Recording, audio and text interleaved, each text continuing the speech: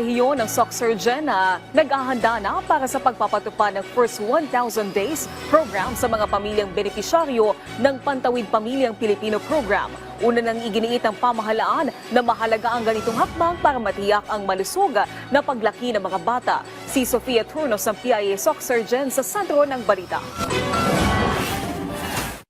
Para mas malabanan ang malnutrisyon at growth stunting sa mga kabataan ng Region 12, sinimulan na ng Department of Social Welfare and Development ang pagtatala ng mga posibleng benepisyaryo sa nalalapit na pagpapatupad ng First 1,000 Days Program o F1KD sa Soc-Surgen Region. Ang F1KD po, ito po yung karagdagang benepisyo na binibigay po sa mga active Pantawid members po dito po sa Region 12. So, ang goal po natin is maiwasan po yung pagkabalot o yung problem natin sa stunting.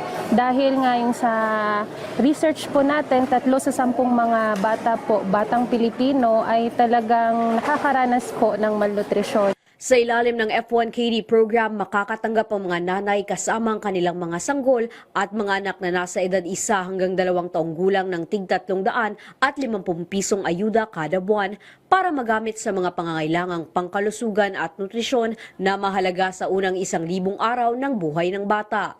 Yung aming ini-emphasize dito is yung health-seeking behavior umincrease po sa mga Pantawid members dahil andyan naman po yung mga tulong ng gobyerno.